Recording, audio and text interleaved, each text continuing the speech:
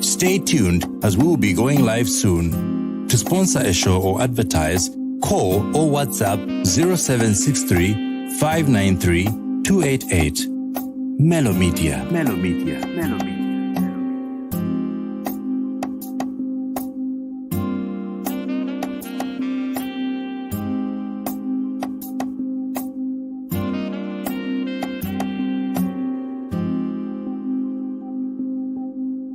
Stay tuned as we will be going live soon.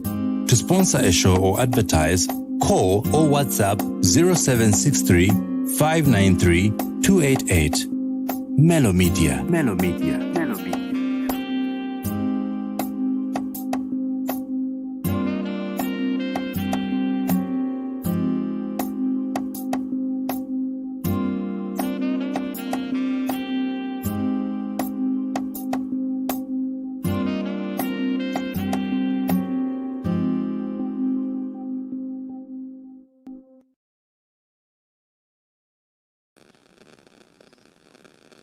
Good evening, viewers, and welcome to Melo Media Live, where we discuss a range of topics on a range of issues that affect us in the society, be it as an individual or from whatever section of the society that you represent. Today we're discussing a very interesting topic, a very sentimental topic, and we feel a lot of people should get into the know and just get to understand candidly everything pertaining to this topic. And to discuss today's topic, I'm joined by Mwanza Changala, who's going to help us delve into the nitty-gritties of this topic. Mwanza, you're welcome. Thank you so much. Yeah. So to kick-start the program, I'd like you to introduce yourself to our audience and also just tell us what capacity you are sitting in as we discuss this topic. Like, what qualifies you to sit here and talk to us about this interesting topic. Okay, so my name is Mwanza Changala, as he said. I'm a mother of 4 children, and 2 of my children were born with a condition called sickle cell anemia. So because of my experience with my 2 children, I've decided to be talking about sickle cell, and I'm kind of an advocate for sickle cell. Yeah. Interesting. So it looks like we're talking to the right person on this particular subject. So just to re-echo, today we're talking about a condition called sickle cell disease. Yeah. So what is sickle cell disease? For those of us who may not understand what it is. Okay, so I'm not a medical person. I'm just a parent living with children that were born with sickle cell. So I'm going to explain in that view.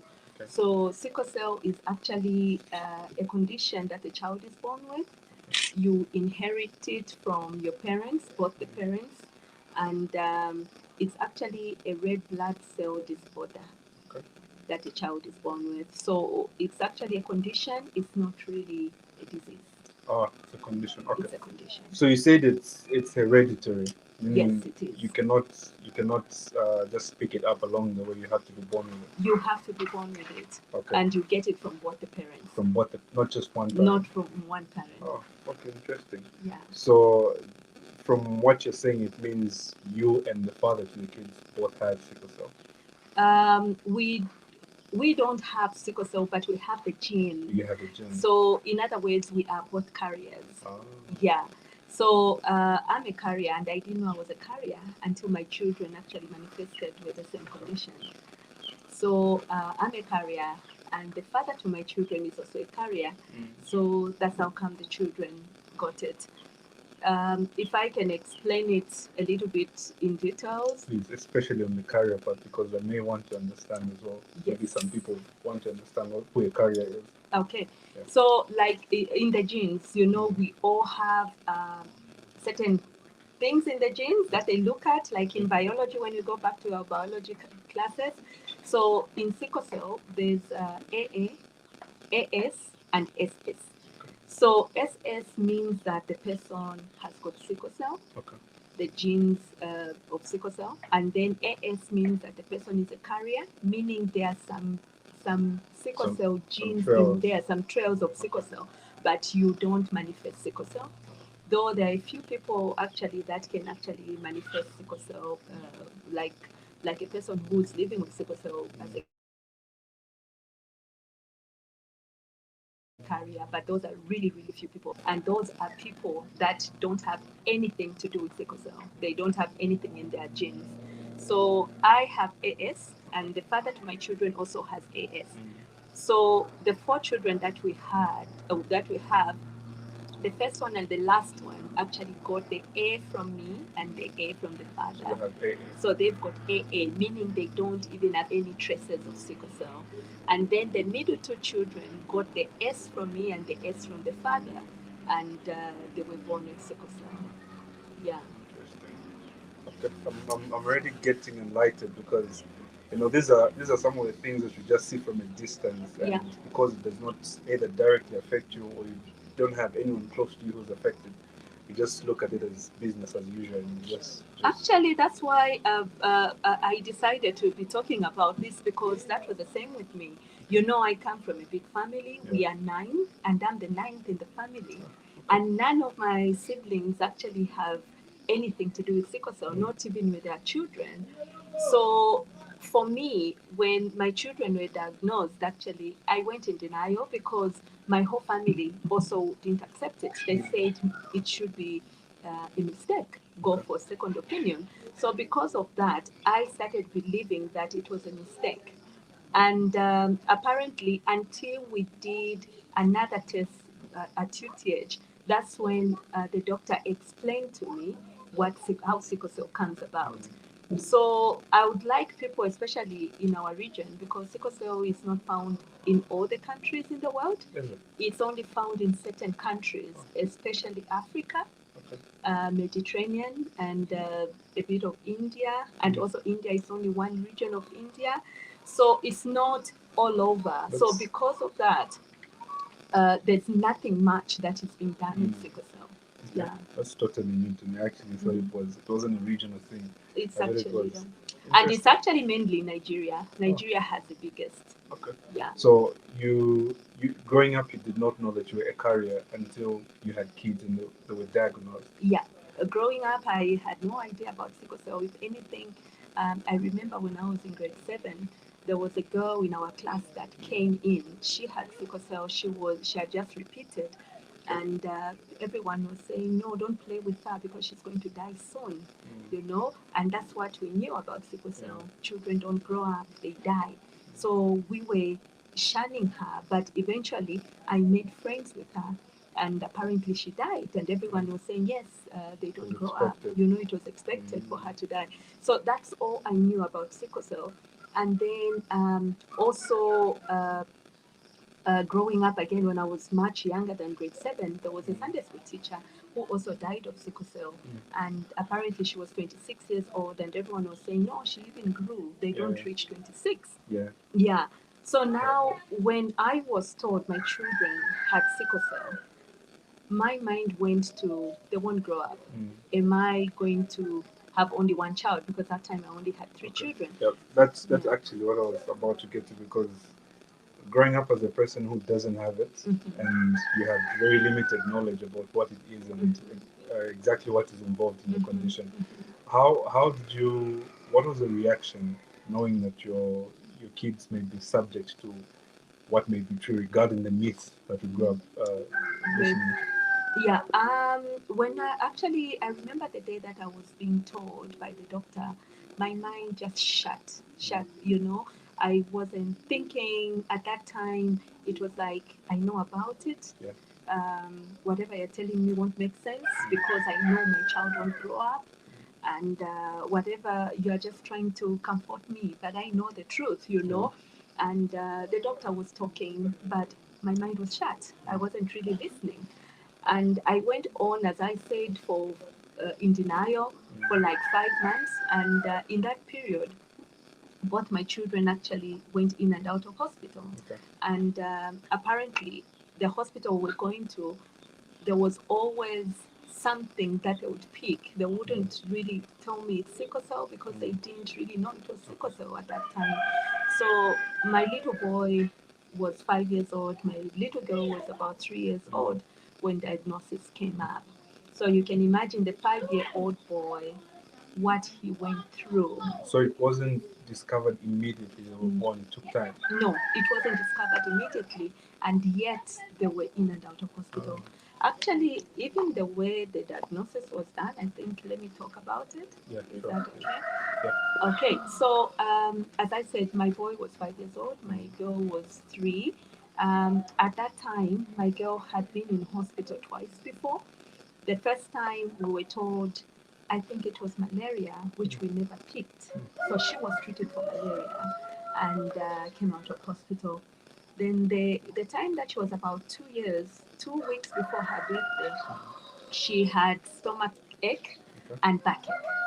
And it just came like suddenly. And later on in the night, she started vomiting. So I took her to the hospital in the morning. And when we took her to the hospital, they did the x-rays, they did the scan, and the doctors interpreted as intestinal obstruction, so which was an emergency to go to theater. So she went in theater, and she was in theater for over 3 hours. And when she came out, I was told, sorry, it was a wrong diagnosis. There was nothing wrong with the intestines, but we think she could have cancer of the stomach or TB of the stomach. And they did a biopsy. So the biopsy was sent abroad, and a week later, was it a week later, a month later, was it a week or a month later, the results came out, and they said there was nothing that they found. So we left it there hanging, and then that was a week later. Then a month later, she had the same symptoms. So I took her back to the hospital. The same hospital. The same hospital. It was a private hospital, one of the private hospitals, good private hospitals in Lusaka. Okay. So I took her back to the hospital, and the doctor looked at her and said, "This is the same thing that happened last time. So let me call the surgeon." The surgeon came in, and the surgeon is the one who said, "I'm not taking her to theater. I'm going to test her for sickle cell." Was the same surgeon present when they did the first diagnosis? He's the one who actually did the operation. Okay. Yeah. So now the surgeon is the one who just said, "No, let's test her for sickle cell." And then I looked at the surgeon, and to me, I got upset with the surgeon. I thought, why does he want to test for sickle cell? Whom does he think he is? And does he really think, does he really think I can have a child with sickle cell? So at that time, the father to my children is the one who said, "No, let them test, it's okay." So that's how they tested her, and the results came out after a week, and it was confirmed she had sickle cell.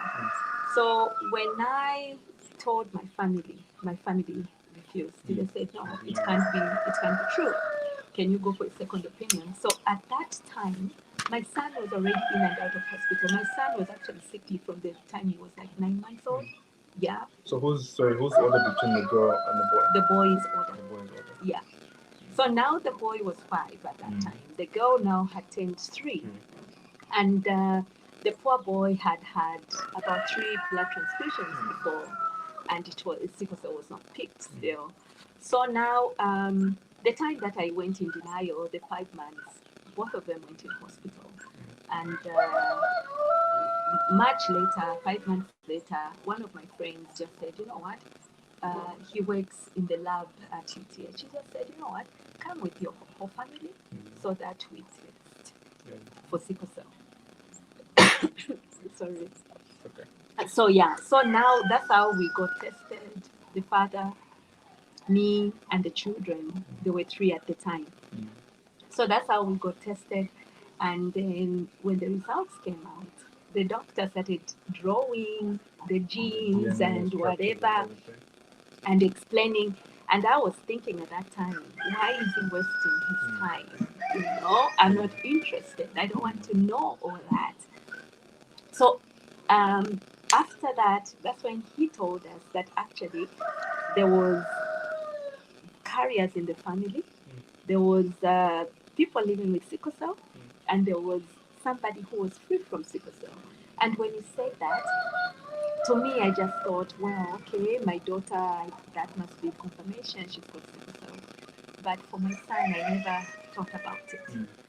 And then when he taught us in his house, and that really broke my heart. Yeah, and it was very hard actually to accept. And until later on, I reached a point of acceptance. I reached a point of telling myself I need to know what this sickle cell is. And I started reading a lot about it. I would go on YouTube, I would go on Google, I would ask a lot of questions. And they told us you have to be coming to the hospital often just to have a checkup. I started doing that a lot, and we started going to a public hospital, UTH, because now we were told our lifestyle has to change because with sickle cell you're going to be in and out of hospital. You can't avoid that. Oh, Yeah. So okay, everything at the private changed. hospital. Yes. So now, I'm prompted to ask from what you have explained. It took because your daughter by then was 5. Was 3. The Was boy the was boy was 5. 5? Yeah. So now it took them so long, even after being in hospital for In and out of hospital. in and out of hospital for a number of times. It took them so long to finally get to make the proper diagnosis. Would you say this does not mean to discredit, but then we just want to understand. Would you say now our hospitals are properly equipped to detect this condition at an earlier stage? Because I'm just thinking, if imagine if we went ahead and did all those surgeries and all those things and something went wrong when they were doing the wrong thing. You know what I mean? Yeah. So this say they are now properly equipped to detect that kind of a condition at an earlier stage. Actually, over time, we are getting there. We're getting better in hospitals. But at the time, because my daughter is now 12 years old, so that was how many years ago? About 7 years ago. 7 going to 8 years ago. Things have changed. There's been a lot of improvement in the diagnosis and the treatment of sickle cell. We've actually, because I've been working also with the MOH, the Ministry of Health, on these sickle cell issues, and also with doctors. So we've actually done a sickle cell guidelines, clinical guidelines, which is actually being taken in all hospitals in Zambia, and we've also done we did a launch to the newborn screening because we didn't have the newborn screening. We had to wait until the child was over 6 months, and 9 months was the best. So you had to wait for over 9 months. That's when you get tested. That's when you get to know what's wrong with the child. But now we are able to know at birth. Yeah, so that's a very big improvement. And also, we are now working on bringing in the thing that will actually be able to test a pregnant woman so that a baby in the womb can be tested and actually a diagnosis can be made. That's a big milestone if that's the case, because I got concerned that it took so long. Yeah. So having done, you obviously mentioned that you're not a medical personnel, but because you are affected by this condition. So having done research, having worked with people who are qualified to work on these conditions, would you like to tell us what sort of symptoms are there, or what sort of things when you see a child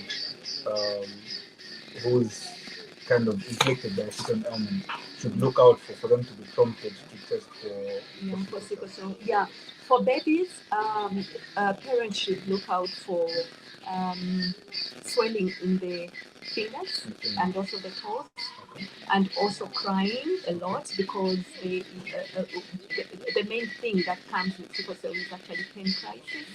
So the pain crisis is actually very painful. It's excruciating pain. So a child may be crying more, and then also the child may look pale because they don't really have enough blood. They are usually anemic. Their HB is usually lower than the normal. So you look out for the child skin color. You look out for the eyes. because sometimes again the eyes may be yellow. Yeah, so parents should look out for that. And then when they see those symptoms, and also when a child is not well and the child goes to hospital, usually children with sickle cell are going to have raised white blood cells. Yeah, because they are prone to infections, so they can have infections at any time. And when you see all that, at least it can point. You should ask the doctor or the medical personnel to do a Sickle test, because you can't just do blood tests. You say no, we did full blood count, and the doctor said it's okay. You can't get sickle cell from there. I mean, you can't check if the child has sickle cell from there. You need to have a certain blood test. Okay. Yeah. Interesting. And is there a particular stage? Is there a particular age? Is it 6 months, 3 months, or something, where these symptoms begin to manifest, or they can show up at any point? Actually, they say above 6 months, common above 9 months, but there are some children that have met at UTH that actually have manifested even at 3 months, as early as 3 months. Yeah, because this is, I won't explain it very well, but this is because when a child is born, the child has got that fetal hemoglobin. Yeah. So now, as a child is growing up, the fetal hemoglobin is also like now. Starts to deplete. Yes. So at that time, that's when the sickle cell can actually show. Yeah. Okay.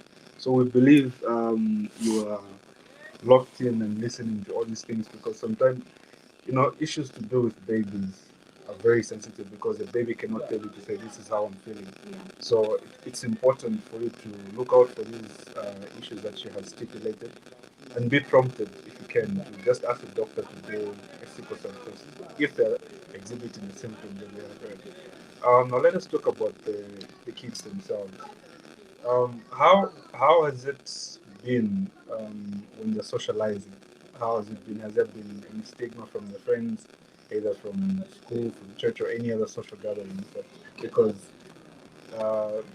from what we have grown up knowing, a person with sickle cell is kind of apparent. To some extent, you can be able to tell. Yeah. So, what kind of how has been the response from the society? My children, if you had to look at them, they don't really show the symptoms of sickle cell, except they're on the smaller side. Yeah, so they've always been like smaller among friends of their same age group. By smaller, I mean stature. Yeah. Okay. Like maybe a little bit shorter, a little bit thinner. Yeah. So I remember, but my daughter was born very big, and she only started losing weight when she was like 4 years old, when she started going in and out of hospital. So growing up, people, not their friends, but people like mothers, would usually make comments, would tell me, why is your child so small? Maybe you're not giving them enough food. That's from a point of ignorance. Yes. When you do not know exactly what it is. Okay. Maybe you're not giving them enough food, and they are very picky with food, so you have to be like very you have to play with food, like to attract them to eat, let them eat something small. So when you are doing that and they see you maybe giving them small portions, they'll tell you, why are you giving this little portion? This child is supposed to eat like this, without realizing that actually I'm fighting to make them eat something. So I had a lot of that from people. And also the other thing was, I was working. I had a full-time job. I'm no longer in full employment. But when I was working full-time employment, I would always be out of the office because my child is sick, because we are in hospital. And people started commenting. People started saying, no, it's too much. I think you just enjoy being out of work. We also tired. We also, every time your work is pending and things like that. So it was really, really difficult actually from people. And then the other thing was, my son and my daughter, the very ones that were born with sickle cell, are only 1 year, 5 months apart. So I decided to breastfeed my son until my daughter was born because my son was sickly. So I wanted him to have all the nourishments and everything. So people that got to know that I did that started whispering to say that the other child is sickly because she was breastfeeding when the child when she was expecting. Those myths again. Yeah, so that was really hard again. And I remember I would always talk to the doctor. I would always say, you know what, it's very hard. This is what people are talking So about. the prolonged breastfeeding was advised by the doctor. He advised me, and he just said, you know what, just hide it. When you have to breastfeed, just hide. Go and breastfeed and let people not know that you're doing that. But you can hide, but people can still get to know. Yeah. So there used to be a lot of such comments. And then when the children were growing up, at that time I had accepted the condition. So I started talking about it. And I decided to actually tell the children when they were young so that they understand their condition. So I think it has helped because my children talk about it, especially the girl. The boy doesn't really like talking about it, but the girl would talk about it. She would educate her, she would have friends at school. And because of that, the friends sympathize with her whenever she's sick. And the friends also help her to do the right things because sometimes they remind her, you may get sick when you do that because she's told them the triggers, she's told them what sickle cell is, so that becomes easier. Okay, so from the time the diagnosis was made, how have you? Wait, before I get there, because from what you've explained, I'm sensing stigma. Yeah. At some point. Yeah. A lot of stigma, especially from parents who are supposed to somehow know that this is what the condition is. Yeah. Because you're an advocate, and advocacy is speaking for other people. Yeah. So in answering this next question, you might be speaking for other mothers who have undergone the stigma. Yeah. So how did that exactly make you feel, and how did you deal with the feeling of the stigma? Actually, the feeling is not good. You feel lonely. You shun from friends because you don't feel you can trust any of your friends. You can even lose friendship. There are people that I've met because I do a lot of visitations. Also in UTH, we've got a ward for hematology, but mostly there are sickle cell children there. So I've found that some parents, some mothers will tell you, my neighbor doesn't know that I'm here because they keep laughing at my child. They keep saying, why is the child in and out of hospital? So sometimes I just pack the bags and tell them I'm going out of town. So you reach, actually it's a very lonely time because you don't know whom to talk to.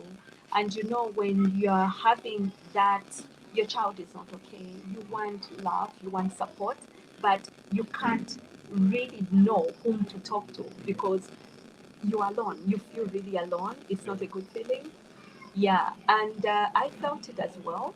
As I said, parents would talk, the mothers especially. I felt it at that time, but I feel for those ones that even hide the conditions of their children because we've got a lot of people that are hiding conditions of their children.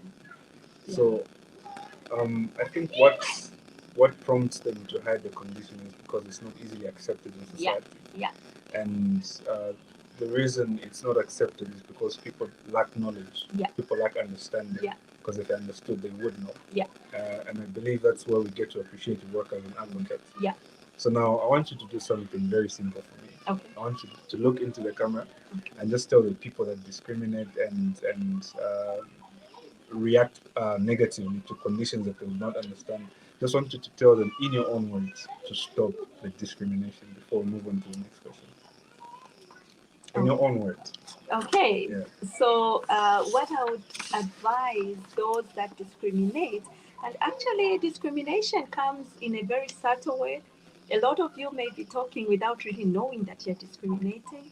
I would like to advise you that before you say something, think about yourself. How are you going to feel if you were in that condition? And then the other thing is, I mean, if you were in that circumstance, especially, and then the other thing is get to know what the world has, because sickle cell is not a crime. It's something that just comes, and the child is innocent. The child comes with it, and I think get to know what it is before you actually make your comments. There's a lot of things that are in this world, a lot of conditions, but I think let's learn more about them before we say anything to the parent, because it's not easy talking to a parent. Already the parent is hurting, and then your comments may actually just make it worse. Thank you. Thank you. Thank you. That was very um, encouraging, because sickle cell is just one of the segments of the many problems that people are dealing with. Yeah. We are fighting different battles every day. Yeah. So if we have people who come and press you backwards, Yeah. or just try to shrink your efforts and your energy and everything, we cannot overly emphasize how bad that is. Yeah. So if there are any people out there who discriminate any sort of condition, it may not be a health condition, it may not be something that we talk about all the time, but altogether, discrimination of whatever sort is bad. Yeah. Okay, so is sickle cell transmissible?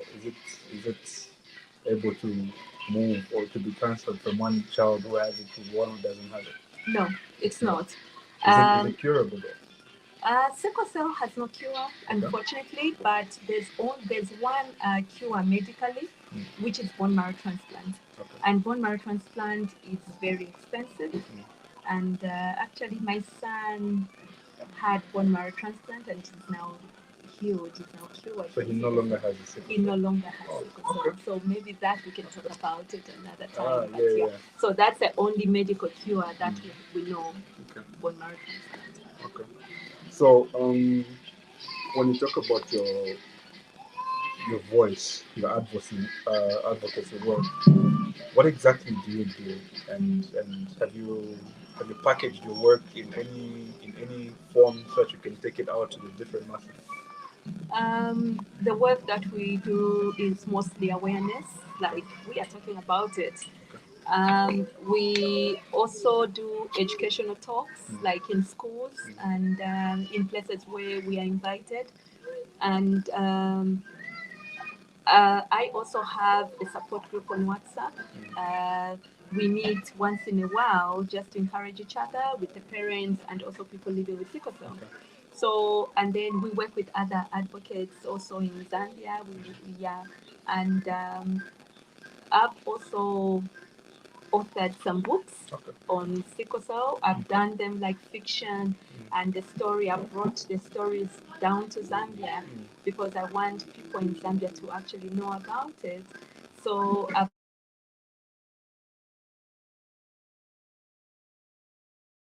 made my books into stories and living with sickle cell and what happens growing up until they grow up.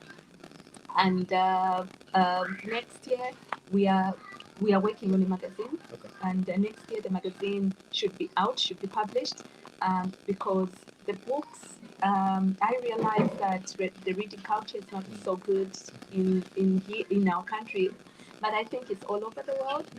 Yeah, so I thought a magazine is going to reach a lot of people easily, because in the magazine I've gotten short stories from people living with sickle cell, fiction stories, and pictorial depictions. Yes. Because that captures. Yeah. Also on the children's corner, my daughter talks a lot about her condition, so she's also written something. So the magazine, we are hoping that it's going to be coming out every quarter, and we are hoping to actually distribute it all over Zambia, in all the 10 provinces of Zambia. And then, mostly really, that's what we're doing. That's this has been really informative. I just came with my raw cell, I didn't want to do any research because I wanted to get it from you who's been in it. So thank you so much for joining us and helping us discuss this topic. Of course, this is just the first of the many different series that we'll have talking about, because it's a broad topic. Yeah. There's always so much to talk about. Yeah. So we hope we can catch you another time so that we can exhaust the other remaining parts of this topic. So we hope this has been informative. We hope you have learned. We hope your mind has been broadened and you've gotten to know a lot more about the topic of sickle cell disease. So thank you so much, and join us another time. Thank you for watching.